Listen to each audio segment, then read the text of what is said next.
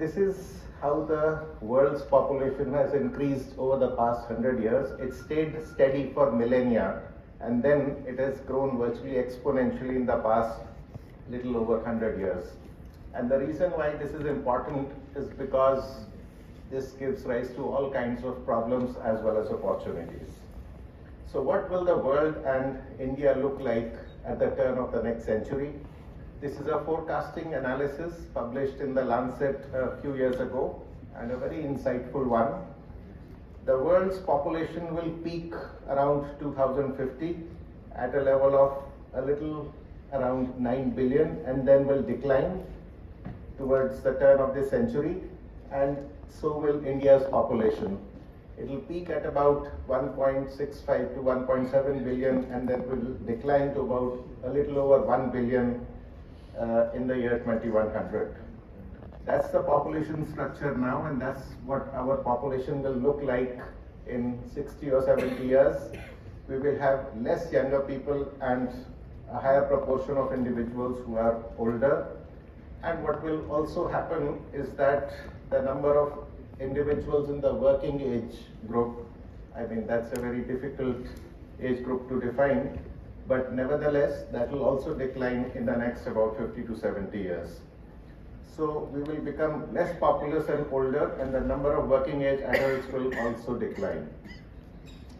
What is the current and future cancer burden in India? Currently, there are about 1.4 million new cancer cases every year, and this is expected to increase to about 2.1 million in the next 15 years. About 850,000 individuals die of cancer every year now, expected to increase to about 1.4 million in the next 15 years. Now, on your top left is the mortality to incidence ratio in Europe, and you can see that the incidence is about 350 per 100,000. The mortality is about 120 per 100,000. So on an average, a European who gets cancer has about 1/3 probability of dying from it. This is Asia and this is India. In India, the incidence of cancer is about 100, but the probability of dying is 60%. And of course, there are several reasons for this kind of these numbers, and maybe we'll have a brief discussion on this as we go along. This is the incidence of cancer in various parts of India, and just as an example, this is Barshi rural.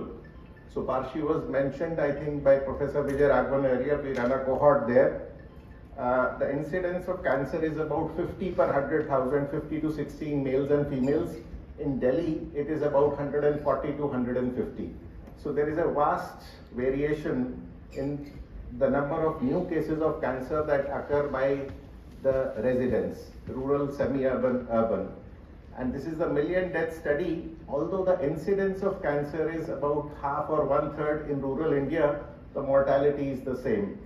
And in this particular study that was coordinated by my colleague from Tata Memorial Center, Dr. Rajesh Dikshit, they also found that the least literate quartile of the population had more than double the mortality compared to the most highly educated and literate. Now, all of these numbers essentially point to pervasive inequities that are reflected in all aspects of our lives, including in the delivery of cancer care. So Tata Memorial Center's vision is to provide comprehensive cancer care to everyone through excellence in service, education and research, and regardless of their ability to pay for it. So it has been repeatedly said that the first institution of the DAE was the TIFR in 1945. So Tata Memorial Hospital was actually founded in 1941, then by the House of Tatas, and it was transferred under the administrative control of the Department of Atomic Energy in 1962.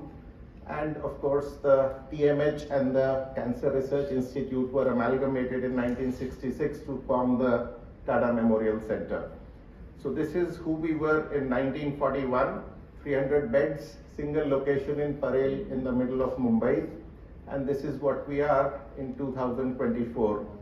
In aggregate, we have 11 hospitals in 7 states of India. 2 are being built with approximately 2,800 beds And together in all our hospitals, we register about 150,000 new cancer patients every year, which is about 1/10 of India's cancer incidence, as I just told you.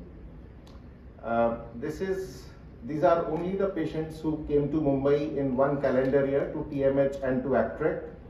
And I want to show you this heat map. This is their address of those patients who came to Mumbai in Tata Memorial Hospital and ACTREC in 2018.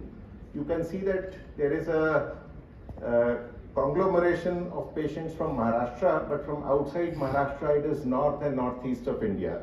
And there must be some reason why very few patients from the south of India actually travel to Mumbai, but a lot of individuals from north and northeast need to travel to Mumbai to seek their treatment thousands of kilometers away from their place of residence. So in the last 20 years, we have established something that is unique in India. We run our hospital not by departments, functionally speaking, but we run them by what we call disease management groups. So I am a medical oncologist. I specialize in the delivery of chemotherapy and other systemic therapies, but my primary affiliation is to the breast cancer and to the gynecological cancer management group, which means that surgeons, radiation oncologists, pathologists, radiologists, other nursing professionals, all of them specialize in one or two sites of cancer, and those are the sites that are listed there.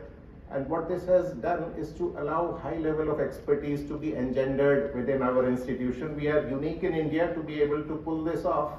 We need sufficient number of trained individuals to be present, and that is of course the case in our hospital in Mumbai. So just as an exemplar of the service that we do, this is our hospital in Guwahati, B. Barua Cancer Institute. And they very recently, just a few months ago, performed the Northeast India's first free flap breast reconstruction at their institution. So it is not just enough to remove the breast in a patient with breast cancer. It is very, very appropriate to give her a good quality of life by reconstructing the breast using complicated plastic surgical techniques. And this is what was done there. This is how we break new ground in areas that are underserved, that require, whose citizens deserve the care that they still don't get at the current time. The other pillar of Tata Memorial Center is education and training, and this is not just for doctors, this is also